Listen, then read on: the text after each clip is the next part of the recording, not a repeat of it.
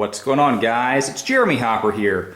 What we're going to do today is we're going to be picking a lock. Specifically on the table is a master lock number 1. This is a very common padlock that you'll find in just about any hardware store and homes all across the country.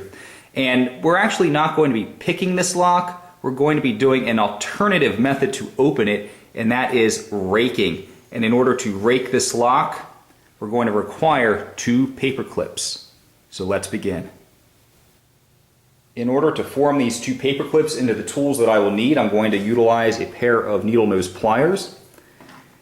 And the first tool that I'm going to make is called the rake. So I'm going to open up this paper clip, just like this. Now I'm going to bend the tip of it.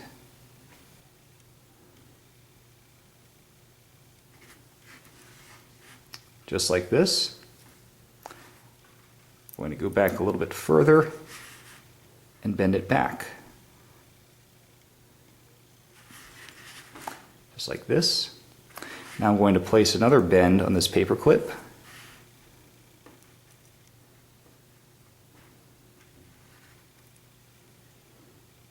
And now one more bend, just to straighten this all out. Flatten that a little bit. And this is our basic rake. So the next tool that I'm going to make is called the tensioning wrench. So I'm going to open up this paper clip.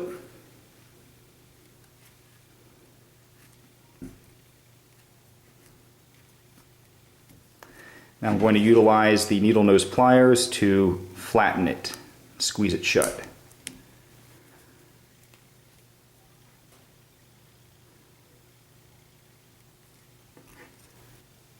I'm going to grasp the top end of this paper clip. I'm going to put a 90-degree bend.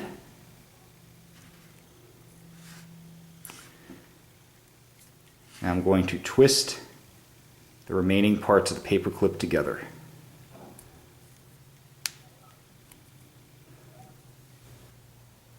These 2 paper clips have been formed into the tools that I will need. On the top we have the tensioning wrench, and on the bottom we have the rake. So now the next step is to begin raking the lock to open it. Now when you examine a lock, you're going to note a couple areas in here. This is called the cylinder, and right up in here, you probably can't see it because of the lighting, there are pins that are called tumblers. And those tumblers are on springs, and those tumblers have to be at just the right height in order for that cylinder to turn. When you look at a key, you'll notice all of those are raised areas. Okay, so we're trying to get those pins at the correct height, and when you achieve that correct height, you can turn the cylinder and open the lock. So what we're doing with the raking method is we're going to insert this rake into the cylinder and move it in a raking motion against those pins, the tumblers, until we achieve, basically by a jiggling effect, the right combination. And we're also utilizing the tension wrench here to apply torque to this lock, just as we would with a key to open it. So I'm going to insert my tension wrench and find the area in which it binds, like right here. You only want to apply just a little bit of torque to it. This is an area where a lot of people make mistakes. They apply too much or too little torque. I'm going to insert the rake into the top portion of that cylinder, and I'm going to rake it against the tumblers.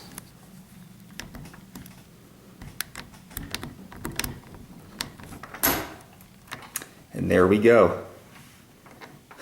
We have just open that lock. As you can see, you heard it pop open. It's just that simple, guys.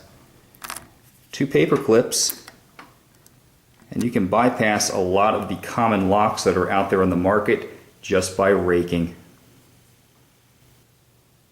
Alright guys, we're going to try this an additional time with a different camera angle just so you can see. Going to insert my tension wrench to the bottom portion of the lock.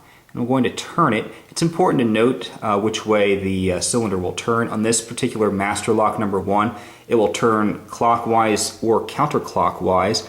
Other locks may be different. It's important for you to know that, and it really comes from just studying all the different locks that are out there.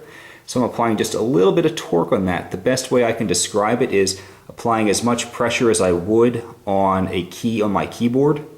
Just a little bit of pressure. Too much and you won't move the cylinders. It'll bind up. Too little and it just won't work. It's really just a matter of practice. So I'm going to insert that rake. Go to the back of that cylinder. I'm just going to keep raking those tumblers. Of course, I'm operating through a viewfinder, so it's a little bit more difficult for me. Oh, and there we go. I just got it.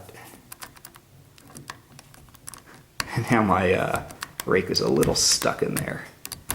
There we go.